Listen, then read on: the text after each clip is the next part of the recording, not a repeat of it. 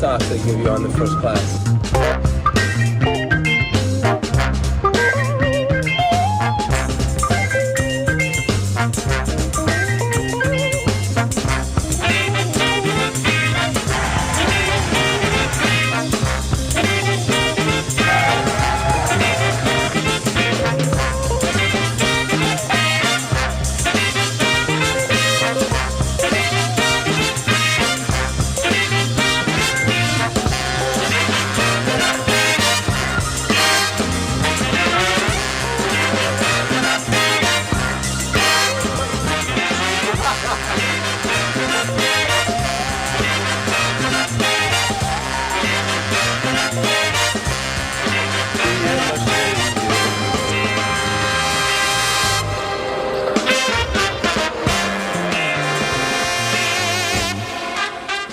Ladies and gentlemen, and here's Modi.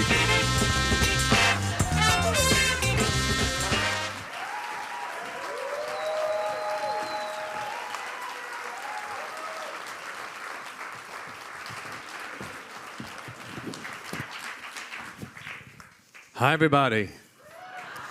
Hi, everybody. No, everybody adjust your hearing aids. Get your water open, your candy's unwrapped.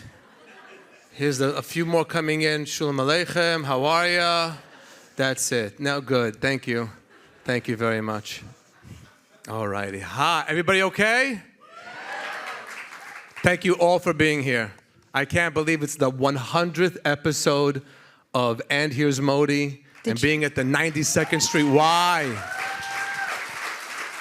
Our 100th episode, that was the worst crouching through the...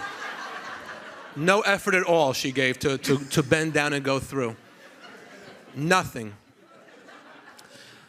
It's our 100th episode, and it's also the 150th year that the 92nd Street Y is doing this. So for us, this is an absolute honor and a privilege to be here and to see Periel dressed like this.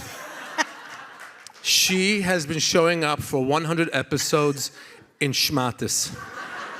Schmatis, no, all vintage. Every shirt, $500, $800. Shoes that she finds, I don't know in what sewer, but this is $900. I Prada from vintage, and today, look at her. She looks like she looks like she's gonna either get an Oscar or she's the bar mitzvah boy's mom. Or both. Or both. How much fun is this? Did you think we would make it to 100 when we started? No, I did not. We began in some little Winkel, some small studio, and then we bursted out, and then we got it, and then Leo got involved, and it was just, I'm so happy. It's such a Mashiach energy. Not yet. Not yet, but we'll talk about that too. We can't get through one episode without Mashiach energy. That's right. But the reason we're here is to talk about the transformative power of laughter. Yeah. No. Laughter is especially what's happening in the world now. We're going to address exactly what is happening in the world. In October 7th, Leo and I were in Israel. Right when the war began, a week before, we had shows. We had a tour through Israel in theaters that were breathtaking. I didn't even know Israel had these theaters. Sold out shows. Half the room Anglos, Americans that moved there, and then the other half Israelis all coming together. I was on a high that I'd never been. We had Friday night. We were staying at the Satai Hotel in Yafo with the Nakash family, which is a Syrian word that means breakfast is included. We went to bed that night after literally up to 3 in the morning, laughing and having just a great time. And then 6:30 in the morning, we heard the first alarm. And my first time being in Israel, hearing an alarm. And Leo and I woke up, and he said, "What do we do?" I said, "My Xanax is just kicking in right now. So I'm staying right here. I think the option is to go in the hallway or something," but we went back to bed. We went to breakfast, found out what's really happening in the world, and then we were in it. At 12:30 in the afternoon, we saw from our hotel room that they took Bruno Mars, who was staying at the hotel because he had 3 concerts in Israel. At 12:30, they took him out of the hotel and whisked him over to a private airplane to be flown out of Israel. I turned to my husband, Leo, and said, thank God they got Bruno Mars out of here. And he says, why? I said, because if a bomb hits this hotel and Bruno Mars and I both die, I would get 0 press. They wouldn't even mention me. We were scheduled and on a flight to Paris. I had 4 shows in Paris the next week, and the last plane that left, 4-hour delay, sitting on the runway, hearing sirens. Our kishkas were just, and we got to Paris. Wait, what did you say to Leo? Didn't you say to Leo at one point, if they take us off the plane and we have to go back to my cousin?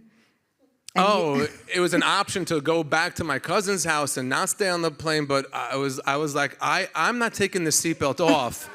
People were like, there's sirens going off. Should we go in the... I said, shut up and just... we're taking off. And Hashem, God took us off and we brought us to Paris because we had to do work in Paris. We had to... it was the first time I was doing shows in Paris, and to do shows for an audience, this is a Monday after the Saturday, in an audience that is on their phone watching what is unfolding. Keep in mind, the first week we didn't really not have a grasp of what was happening. And the audience would just be on their phones, the lights would go down, they'd put their phones down, and then, and here's Modi.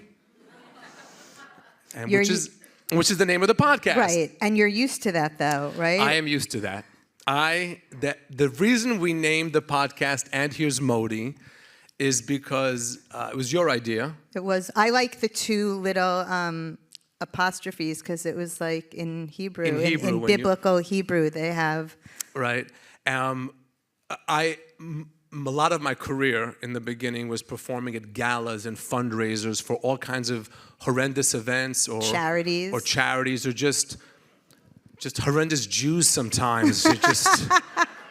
We're putting together fundraisers, and I would always follow a movie. They'd show somebody with diabetes, and I lost my sight. They took my toes off. They did a machine on my pancreas, and here's Modi. Wait, do you have what's a really crazy one though? The crazy and here's Modi story I have is I once was hired to perform in Old Westbury in a house. It was in somebody's house. They had 150 people. They set up the living room like it was a theater. And I walked into this house. It was I think it actually was for juvenile diabetes or something. I don't know what the fundraiser was for. I don't remember. And I walked in, and as slowly I walked into the house, I saw there was a Jewish star from the war framed. I figured maybe it was his grandmother's. They framed it. Then there was like a Torah, a Sefer Torah that was encased, and it said from the ghetto of Warsaw, whatever ghetto it came, that they saved this Torah from. And then some more Holocaust kind of memorabilia. Like, okay. That's this guy's stuff. That's what he does. I looked to the left. They had all the food. Big, big buffet. People were eating. They're getting their food. And I said, can I do a sound check and see where the show is going to be? The show was in his living room, where he had commissioned an artist to build a statue of the Holocaust, which was 8 foot tall and 9 feet long. And it was hands and barbed wire and flames and children, and the microphone was right in front. People were walking into the room, like they all had their food, and they'd walk into the room and like they made the co-chair or whoever spoke before me told thank you for donating, and there's envelopes, and it's important to raise money for this, and here's Modi. And now I'm holding the mic in front of like literally a hand with flames and barbed wire. And I just good evening. It's great being here in Majdanek. If things work out well, I'll be in Treblinka next week. I'm sorry I'm late. The trains were a little off. You have to address what's the situation. You can't just start, hey, good to be here, everybody, with that behind you. That's how we had, when I told you that story is when you said, that's the name of the podcast, and here's Modi. And then also, I was also interested in that you picked the word Treblinka, like you didn't say Auschwitz, or... When you do comedy, yes, this is a big, yes. You want to avoid, when you do comedy and you talk about the Holocaust, you don't want to hit them with words like Auschwitz. It's too strong. Mm-hmm. So in my bits, when I talk about, I usually refer to it as World War II. People's minds right away go into it.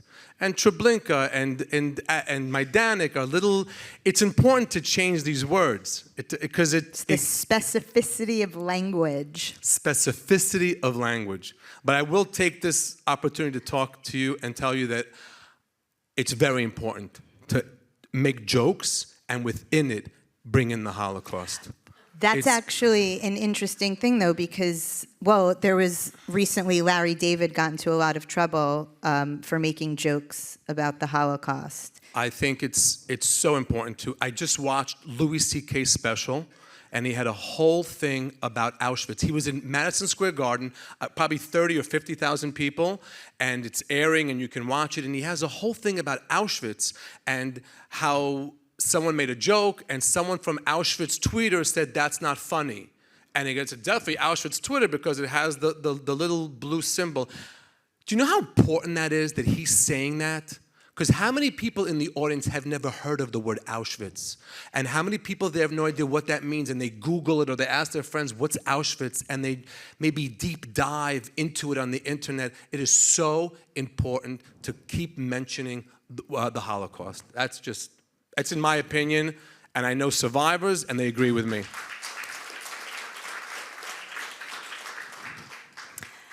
You had... Sequence.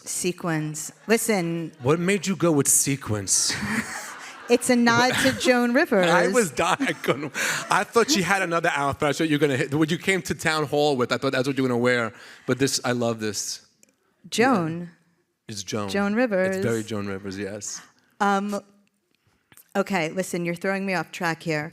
My job is to keep you on track. Yes, so do it. Okay, so the New York Times referred to you as the Jackie Mason of our time. And I like that, but I read something more recently that said that you are the last of the Catskill comics. Yes, I am the last of the Catskill comics. They've all died. But most comics got started in like comedy clubs and schlepping from this town to that town. And I was my is it trajectory? Is that trajectory? That's right. Is that the word? That's good. Trajectory. Thank you. I got a 0 on my SATs, so I began doing comedy in New York City at the comedy clubs, and I'm going to take this moment to tell you how that began. I was working for Merrill Lynch in the International Banking Division. My best friend, one of my closest friends in the world, who's in the audience, clap your hands, Donnie, where are you? There he is, Donnie Moss, lived in my building.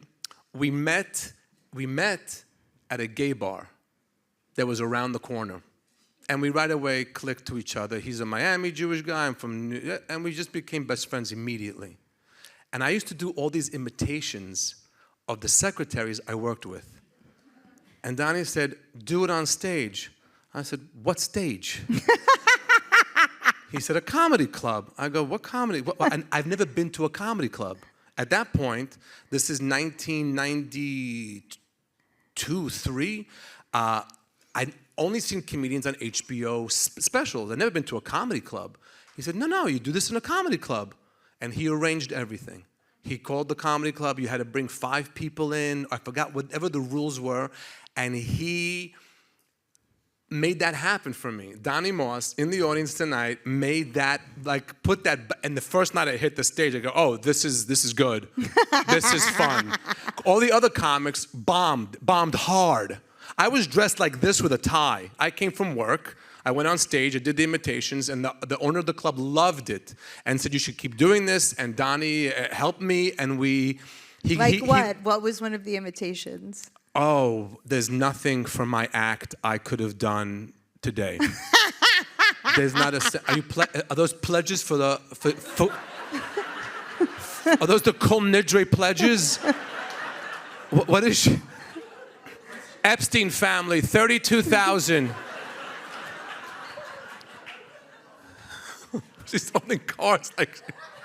You've never been to a synagogue when they collect the money, do they? No, I usually hang out outside. Yeah, they do that, Abramowitz family, 1,800.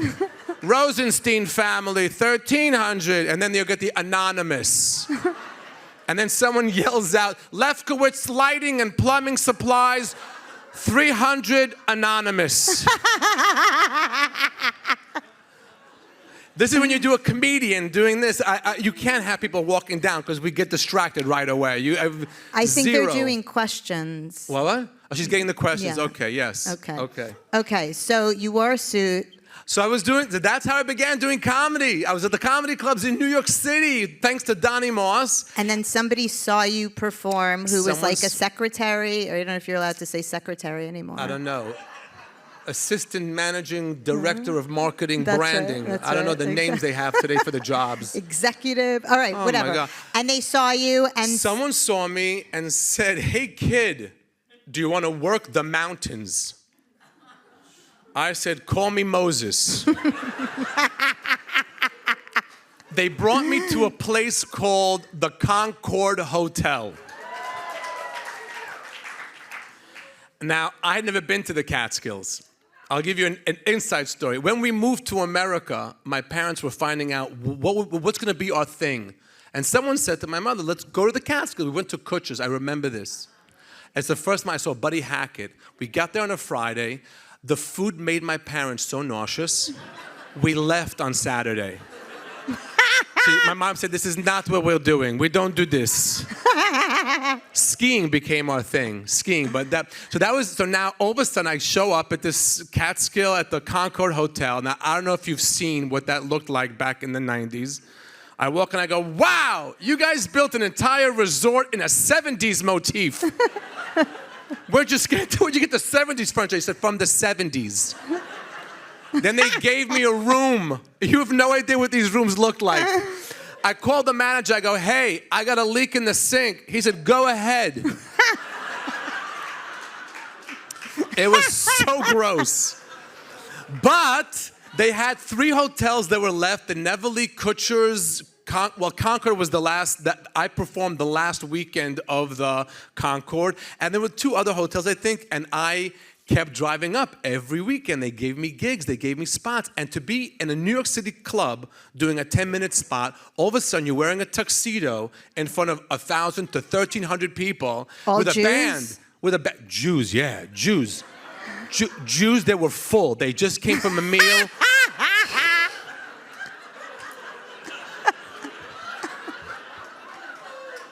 Go wake that up. Go wake up. Do you like performing for all Jews, though? I'm so blessed. There's nothing like a Jewish audience. There's nothing like a Jew. Either way, if they go with you, psh, if they hate you, they've never hated me. But an older woman in Florida said something really funny to you once after the show. Oh, Jewish audience will always let you know what they're thinking. I did a show, it was in South Florida, and the average age was deceased.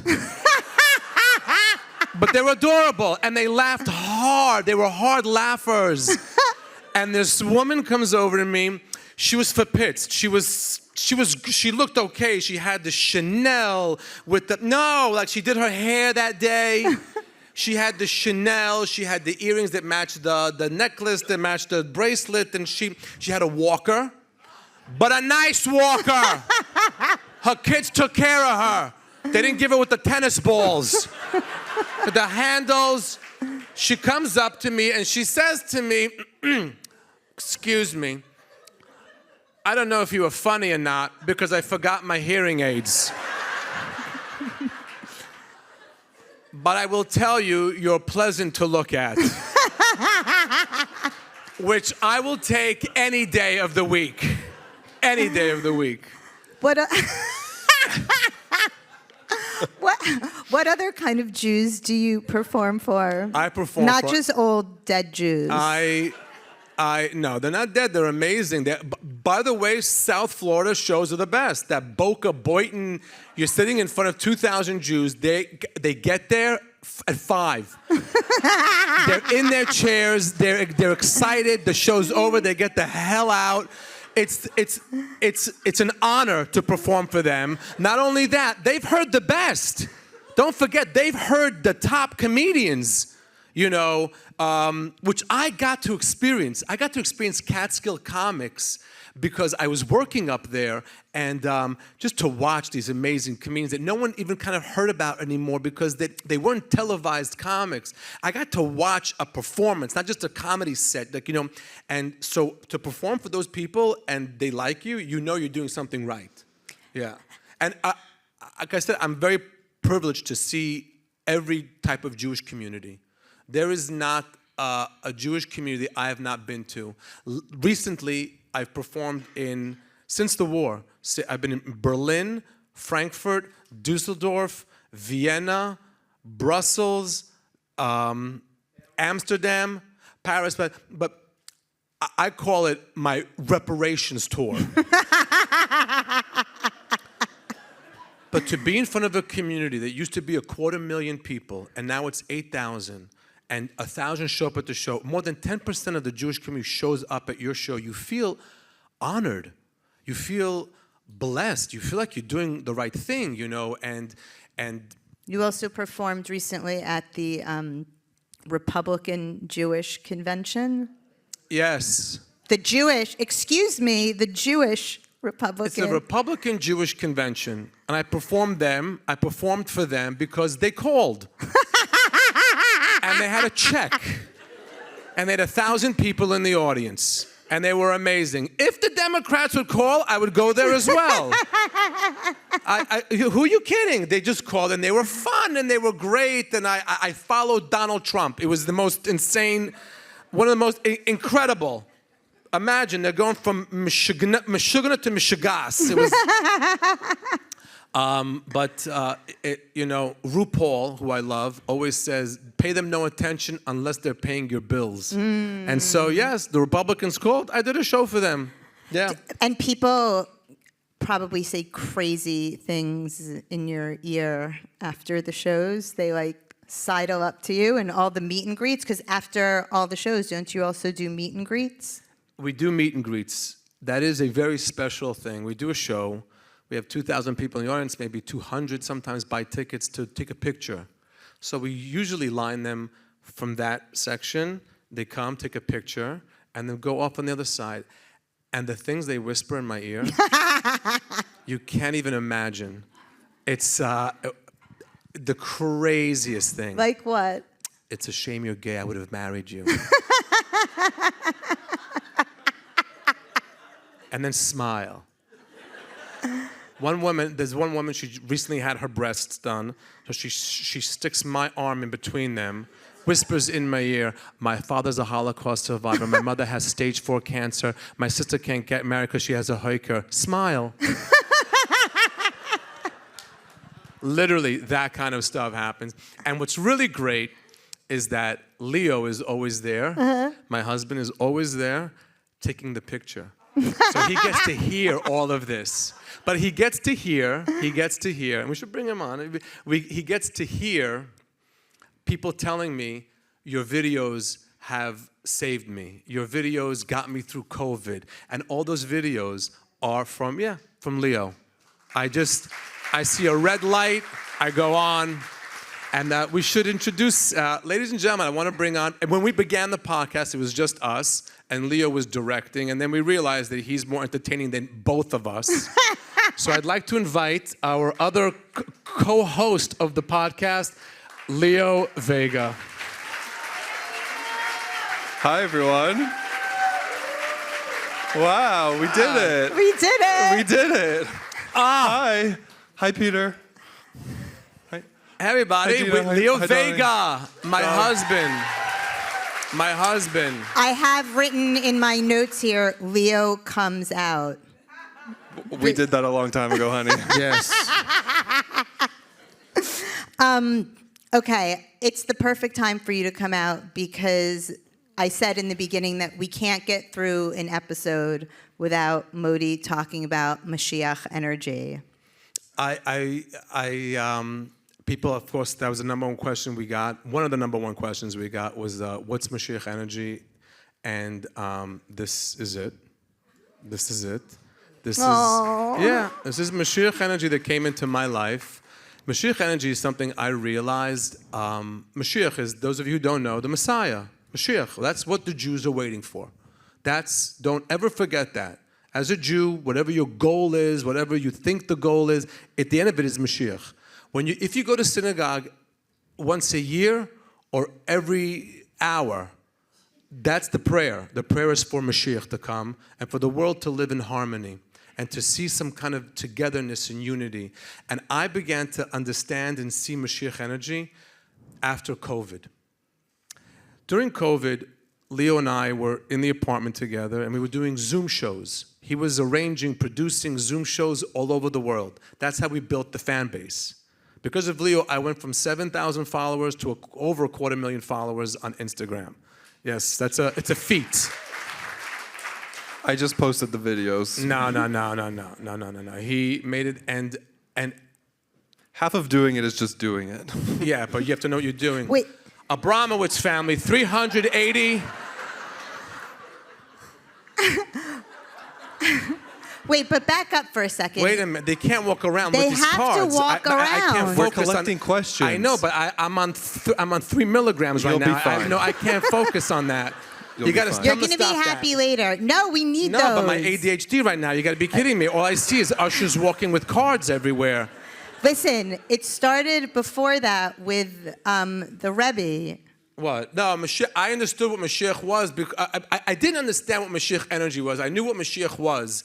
The Chabad Lubavitch movement has cornered that Mashiach. When you say Mashiach, oh, he's Chabad. Could you imagine how amazing that is? That they cornered, that's what they're known for? And I, in college, went to a Chabad house that was on campus, Boston University, and we did trips to go down to visit the Rebbe and get $1 from the Rebbe.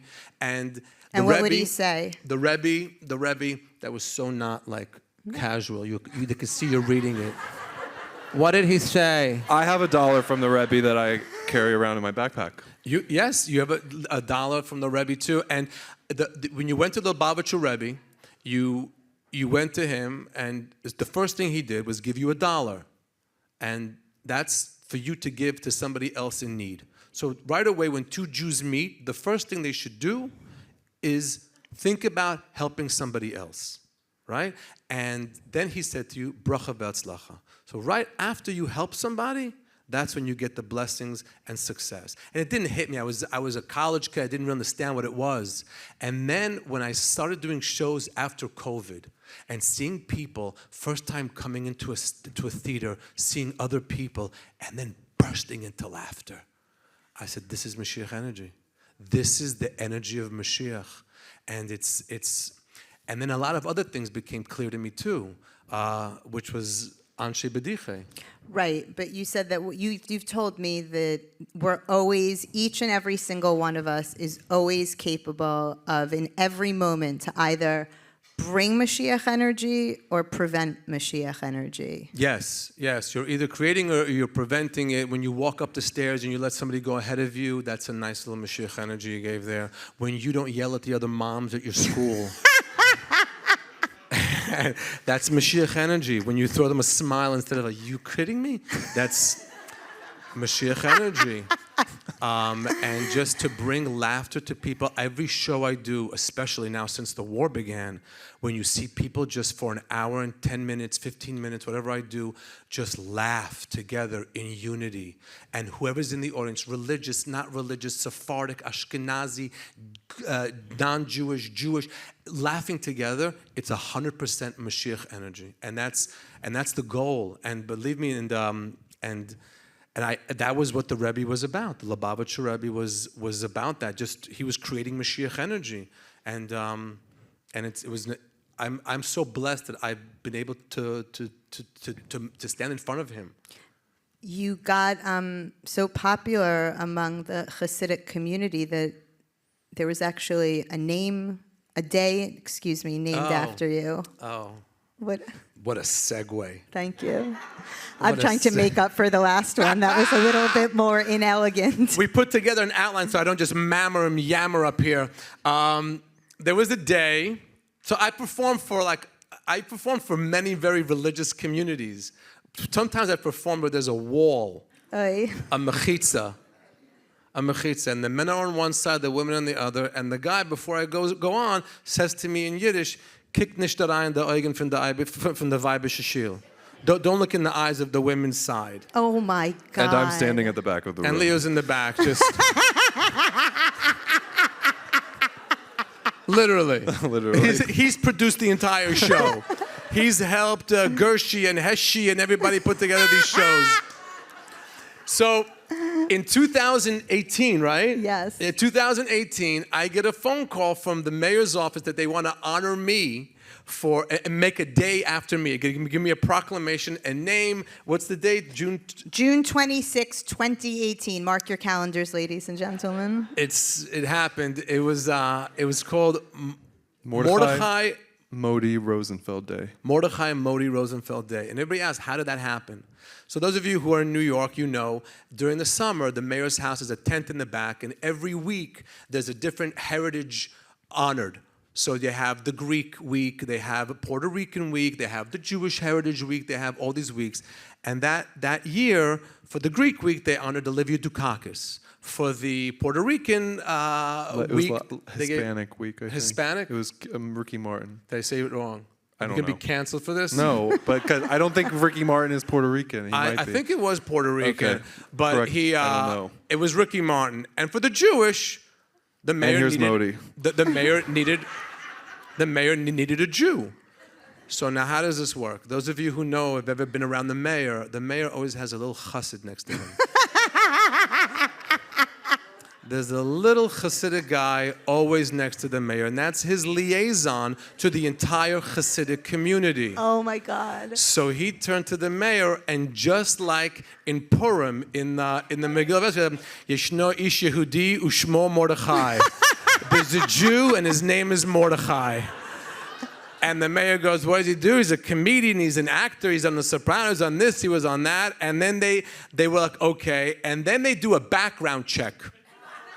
No, because I'm wondering, there's Jews who donate hospitals and museums. What are they looking for me for? Happened to have been that year I was the only Jew in New York without an indictment. Even a parking ticket I didn't have. And so I got it, and it was amazing. Leo came with me, and who's Leo Vega? I said, at that time you were my boyfriend, my partner. Ugh. And my parents came, and that's how Mordechai Modi Rosenfeld Day happened. That was a special day. It was really cool, and I mean, I don't know how everyone feels about Bill de Blasio, but it was cool that he did that, and it was one of those rare moments that we were aware of how cool the moment was when it was happening. I was like, whoa, you're having a day in New York City named after you. So it was very special. And just being in the moment right now, we're in the 92nd Street Y at their 150th anniversary, our 100th episode. Just my parents are in the audience, my rabbi's in the audience, my best friends are in the audience, Dina, Donnie, people. I'm so blessed, so blessed, and we're not even halfway done. Oh. We do have a time check. We're just getting started. So with Leo, I want to tell you, there's a concept in Judaism And whenever I used to do very religious shows, they would always introduce me with a piece of Gemara from the Talmud. They read out this piece of, ladies and gentlemen, we have a comedian tonight. And, Wait, I think we have a picture of it, if we can put it on the So- screen. They would always introduce, there it is. This is from those of you who are Israeli, you're not going to understand what's happening back then. It's in Aramaic. And they always quote this piece of Talmud before they bring me on. And it says, the story in the Talmud is that there's, in the marketplace, Eliyahu Navi was there, Elijah the prophet was there. And two people went over to ask Elijah, who here in the marketplace has chelek be'olam haba, a portion of the world to come? So he pointed at two guys, at two people, Anshe Bediche. And they said, Plural. they have it. So the guy walks over to them and says to them, Mavdichu, what is your work? What do you do? Omale Anshe Bediche. We are men, we are Anshe. That could also be people. Anshe Bediche. Anan Mevatchin Atzuve. We make people who are sad happy. Mevatchim Levadech Atzuve. Inami, and also Kechazim Bitre Deit Le.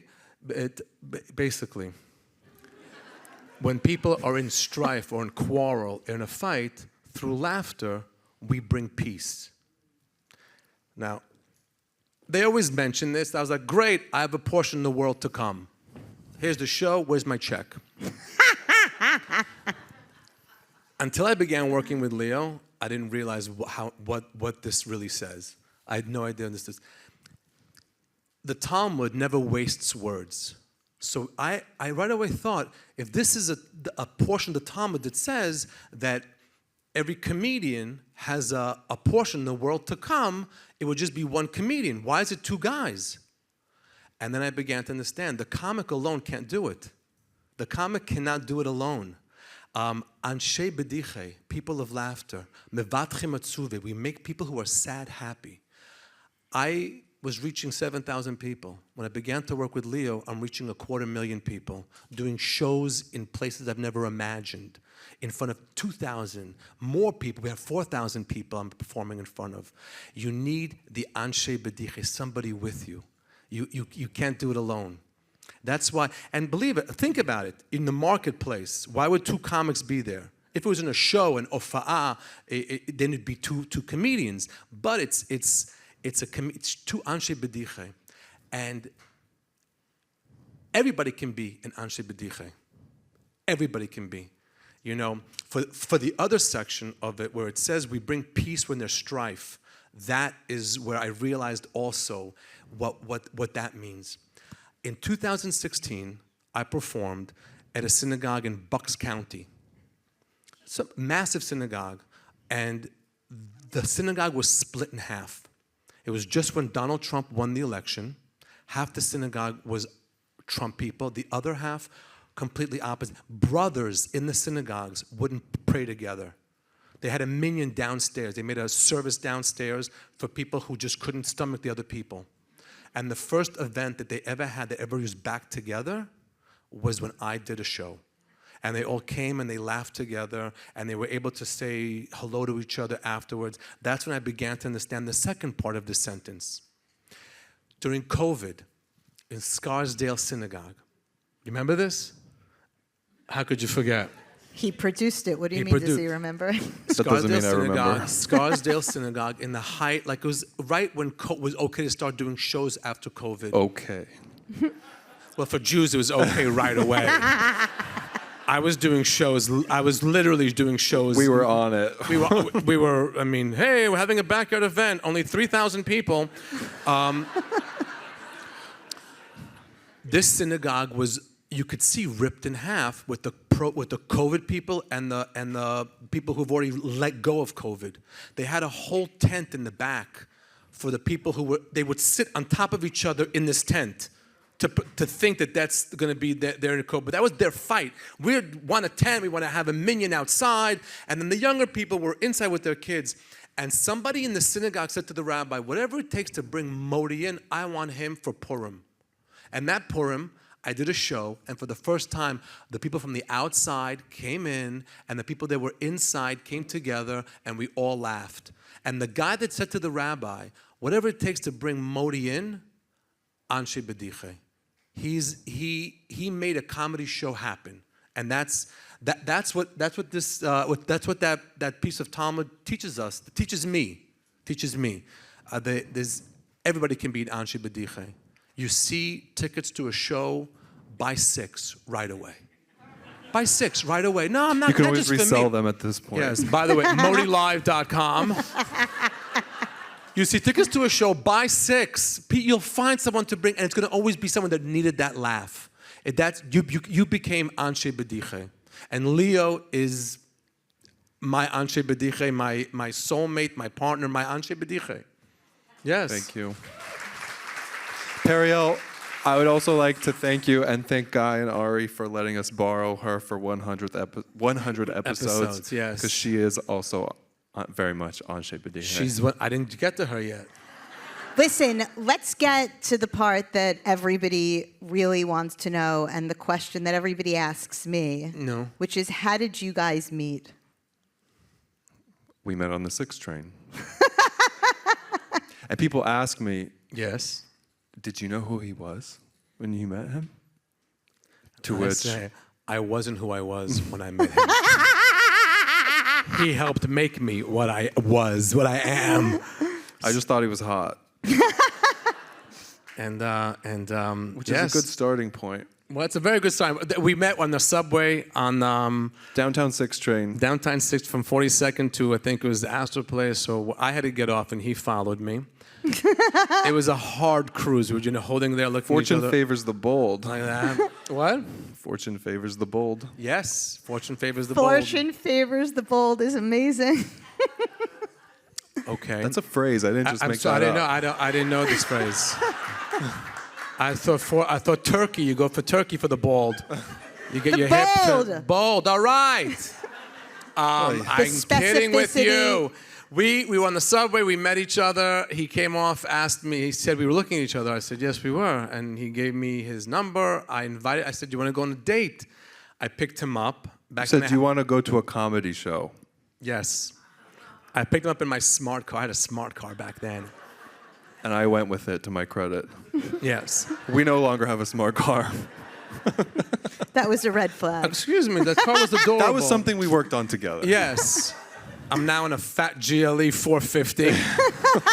But Baruch Hashem. when Leo said enough of this, I picked him up and I brought him to the Comedy Cellar, and I The sat iconic him. comedy cellar. I sat him where the comics sit, and I sat next to him and watching this comedian, and then they said, "Ladies and gentlemen, please help me welcome Modi." And I said, "I'll be right back," and I went on stage. And that was Which I guess was a very suave way of you being like, this is what you're getting into. and we had another date, another comedy club, and then you moved in. That was 9 years ago. Did you know that he wasn't Jewish immediately?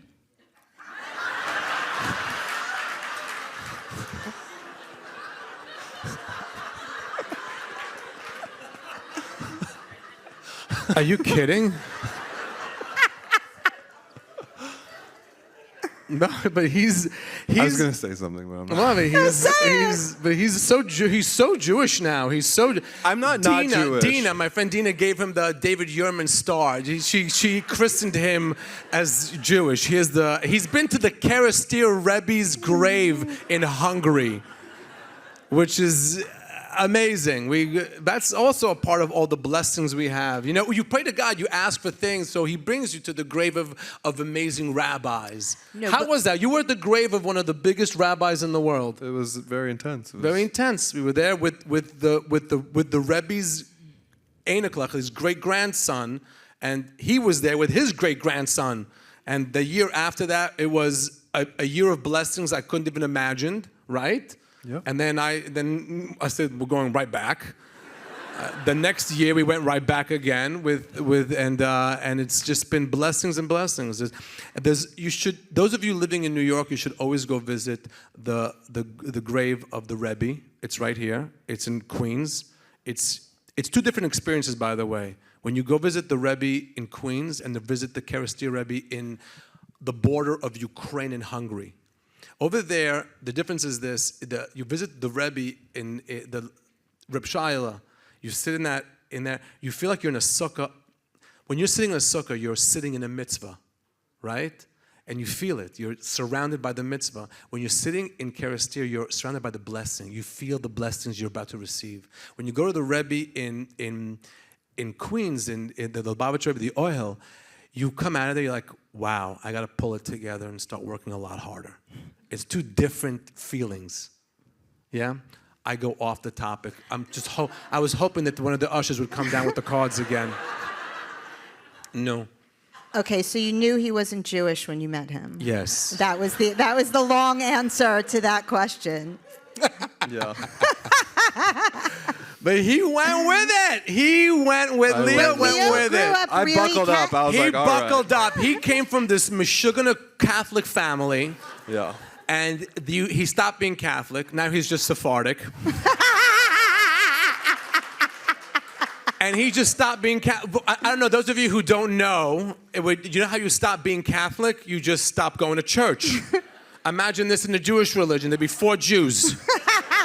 We'd all stop being Jewish after our bar mitzvah. But the thing that's amazing is that before Leo even met you, you said that there were 3 things you were looking for. Yeah. So I had just gotten out of a different relationship, and I was driving in the car, and I was speaking out loud. Well, I was singing, and then I spoke out loud, which is not something I normally do. And I said, if I'm going to be in another relationship, I want 3 things. And I said, I want them to be funny, I want them to be spiritual, and I want them to be culturally different from me in a way that I can learn from.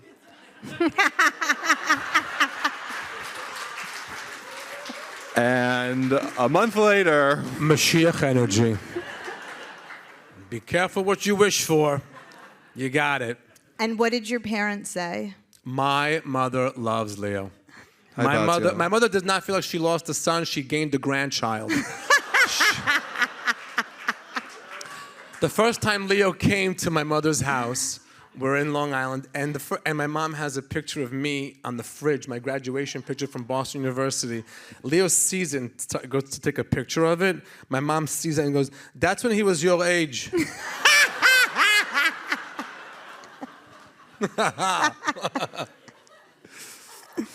What else do you have, Periel? What else?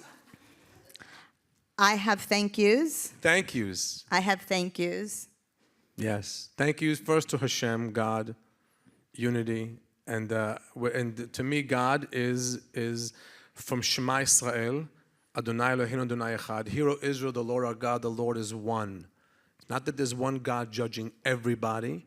It's oneness is God. This room right now is God, and it's Mashiach energy. I swear to you. So I thank Hashem right away. And You didn't know you were coming to a Devar Torah tonight. And Am I good? I'm good. That was good. wait. People don't know I'm the funny one. I'm That's the hot one. thing. I'm the hot one. I'm I'm the the funny good-looking one. one. He's the funny one. Everyone comes up to me after the show and they go, you just must be laughing all day long. And I go, no. I'm making you laugh. He's punching up my jokes. Some of my hugest laughs, my punchlines, are from Leo. He just throws me these punchlines. saying. Yes. Recently, you You give me a lot of credit. I do, but you You deserve a lot of credit. You deserve a lot of credit. But I want to also thank, because this is our podcast. This is our podcast. When we first started doing a podcast, and we were paying it for our own pocket, we were great, this is no problem. And then I said, I don't want a sponsor that's too Jewish. And then we get a call from A&H Provisions. It's Seth, are you in the room tonight? Seth, are you here? Thank you, Seth. There is Seth from A&H Provision contacts us. He goes, I love the podcast, love what you guys are doing. I want to be a part of it. We meet with him. He loves the whole energy. He goes, this is it, A&H. And he goes, one condition, you have to come visit the factory. He's so proud of the factory and how amazing it is in the store. I said, one condition, I'm never going to your factory. But we invite anybody to listen to our podcast. If ever you want, call Seth direct at A&H and go look at it's in New Jersey somewhere. I'm not going to New Jersey unless there's a check and a microphone waiting for me there.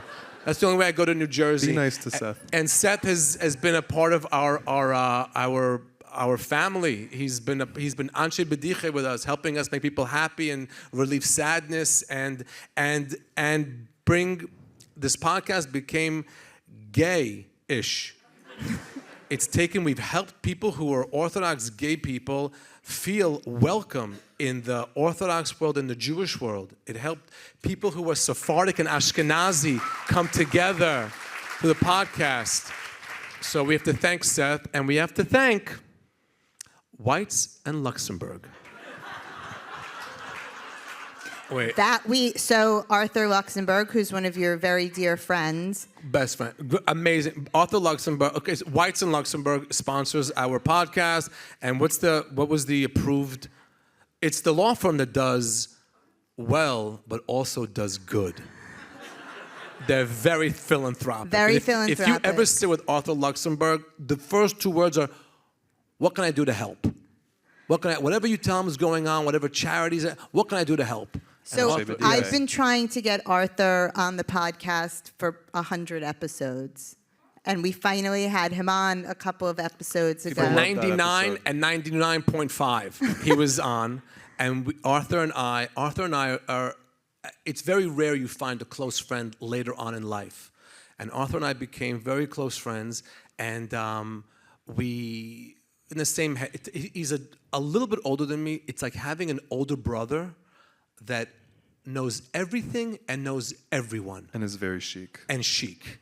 He's just chic. And it's just fun to hang with him. And it's an easy hang, too. I'm hungry. Where are you? Da-da-da, 2nd Avenue Deli. We're there. That's it. And we're there, we hang, and we always laugh. And he and I came on the podcast, and we talked about being stutterers. We both stutter. I can't explain to you how hard it is I'm focusing here. It's so you don't see it that much, or maybe you do see it, but we're both stutterers, and we did 2 episodes. Yeah. And we spoke about being stutterers, and I cannot even explain to you how many parents of kids who stutter reached out to us, thanking us for bringing this up, that you have a comic that they all adore that stutters, and you have a trial lawyer, a name brand, a name partner of a law firm. Name brand. Name It's brand. a name brand. It's a name brand. A name brand. Arthur Luxembourg stutters, and they're seeing this, and they're seeing them on a podcast getting through it. And it's definitely, in the next 100 episodes, we're going to be addressing the stuttering situation a lot more and bringing some awareness and some Mashiach energy into that. Yeah. And we're also going to thank Art in Flowers for our beautiful flowers. Yeah, look at these. Give a kick. Look at these flowers. She reached out. She was like, "Do you need flowers?" I I'm thought it was telling going to you, be like a little Mashiach energy. When we travel, we never make plans. Nope. We never make plans. We show up. Leo says, "Hey, where are we?" On the thing. We're in Venice, Italy. Bing, done. Emails, DMs come in. Hi, what can we do for you? What can I do? Come this, dinner here, dinner there, Dianali, Biennale, Shmianali. we boom, and things happen. We said that we're doing a 100th episode. What's the name of the flower company? Art in Flowers. Art in Flowers says, can we send you flowers? I said, gesundheit. hate. And look at what they sent. I feel like we're in synagogue on the high holidays. Yeah, The I feel like flowers I'm are on the sponsored Bima. by the Moskowitz family in honor of their daughter's engagement to Harry. Doesn't it look like the flowers from in synagogue? Who else do we have to thank? Are we good with the thanks? We're good with the thanks. We'd like to thank the 92nd Street Y again. We have to thank the 92nd. I've been and the whole Ellie. night. Oh, Ellie. Ellie is our producer, who's been amazing. One of the most amazing things in my life is I Don't have to answer an email. Do you know I'm what done he with said email. to me backstage? Do you know what he said to me backstage? What? He goes, he's looking at his phone and he goes, oh my God, these emails, all these emails come in. He goes, oh, this is horrible. You write back and immediately you get one back. I asked him if he wanted me to take those notifications off because he doesn't do anything with them. I follow all the emails. I follow all the emails we get. I don't answer any of them. I don't touch it because I don't want to make a mistake on any of them. But for these three tuchuses to sit in this chair, I would say 150. 150 emails had to go back and forth. We did. It was at least 150. Unbelievable. And I that's Anshe Bediche. That's the work that the comic can't do. And you fill seats in the emails, and it's unbelievable. And it's so we want to thank Ellie. Ellie. She's from the 92nd Street Y. She helped produce this. She was just a shining light in this. How much fun was she to be with and work with? And again, 92nd Street Y, thank you very, very much. And we also, as Snoop Dogg has said, we want to thank ourselves. Yes. Look at us. We did it. We did it. 100th episode. I want to thank me. Thank you. Thank the fans. We sold the show in a few days. There's a waiting list of 400 seats, and there we're are people so on happy. live stream too. Yeah, hello to everyone on the live live streaming. Oh, thank you. I have to thank Ari, my son. His son. Yes. And my husband Guy, and my parents are here. Your parents are here. My parents are here too. My parents, my mother's here. It's my father, my mother. To have them alive and see them. When she saw the sign, she came into the. Did you see in the lobby?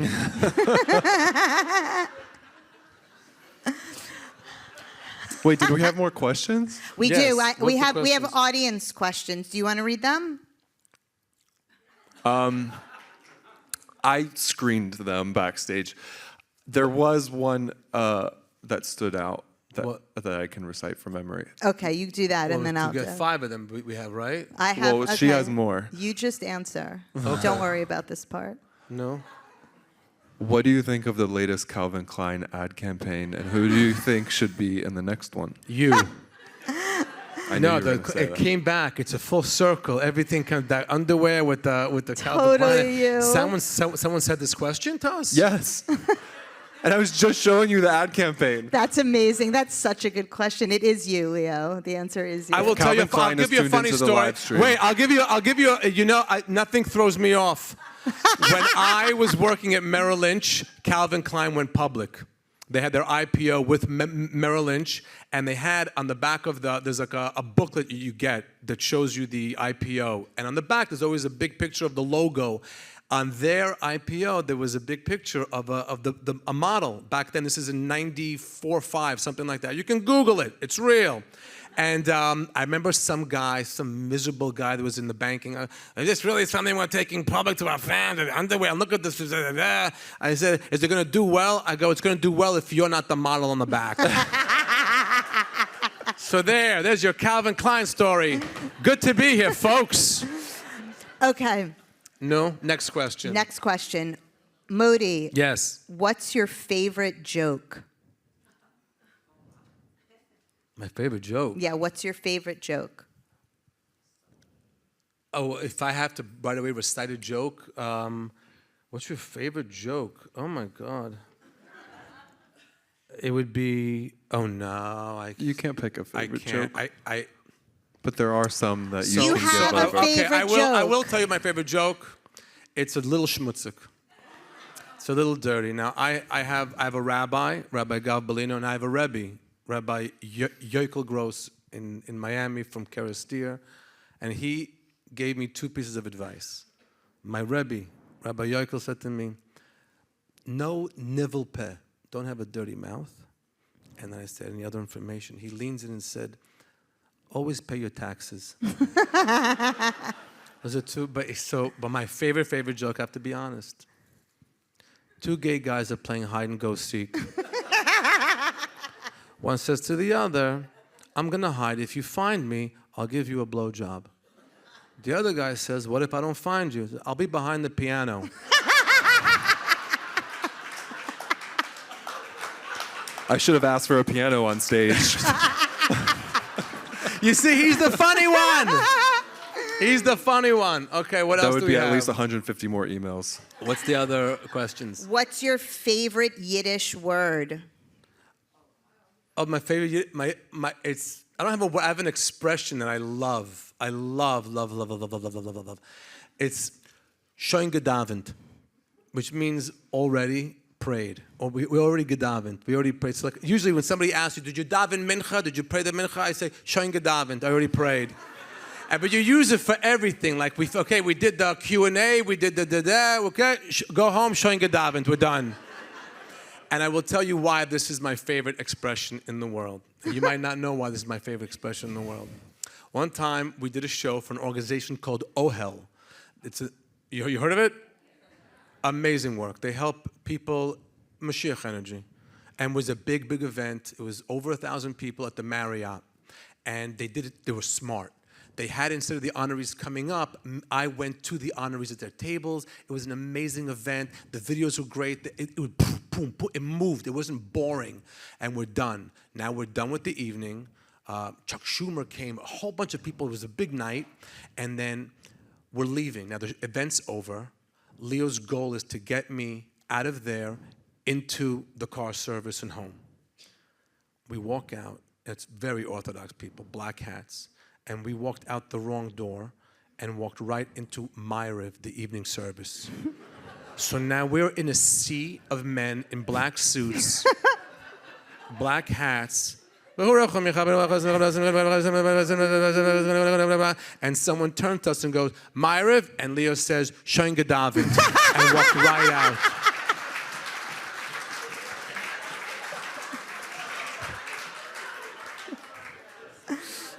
Did you know that? That's a true story. A true story.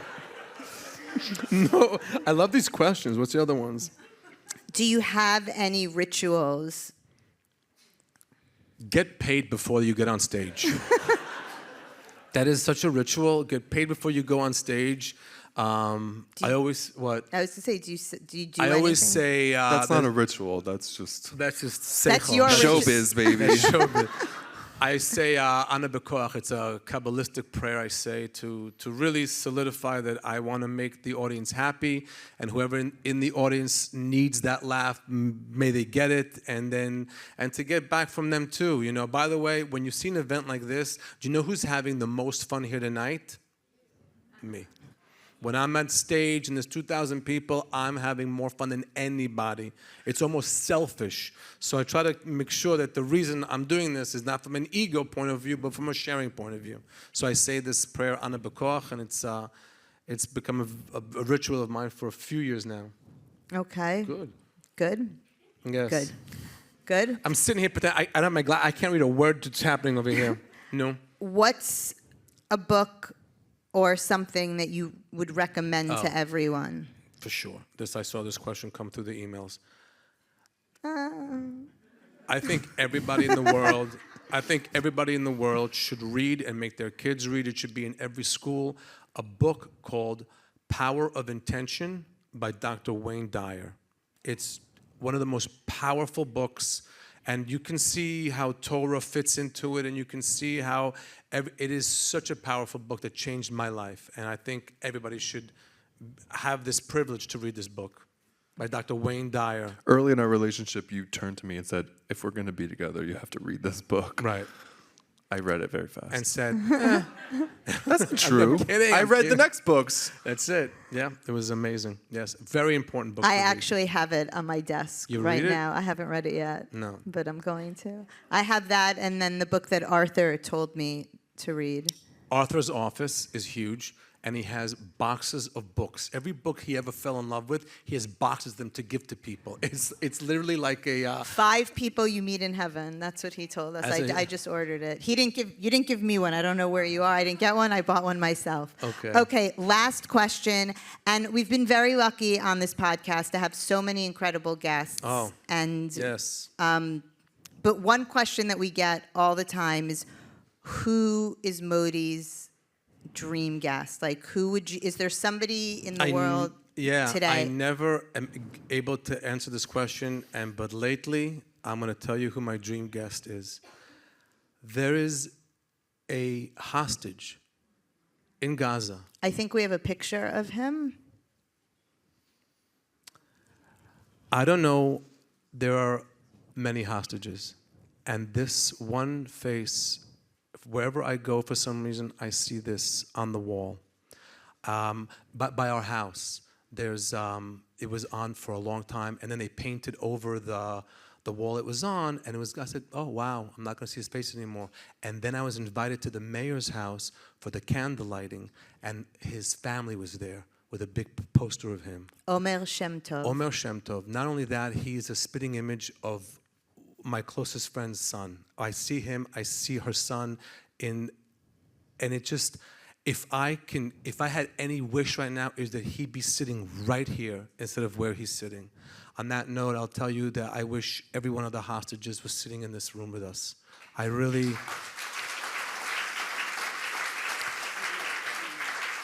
As much fun as we have, and as much fun as... Move the next picture. All of them. It's as much fun as we have, and as much fun as on the road. I always, this is in the back of our heads. And I've been ending all my shows since the war began by singing Hatikva. And I think we're at the end here. And I'm going to ask you all to please rise. And this is how we'll end. Put some house lights on. And again, I thank you all for coming tonight. Give yourselves a round of applause. Join me in singing Hatikva whenever you're ready in the sound booth. Penima nefesh Yehudi homiya ulfate mizrach kadima ayin lezion Sophia.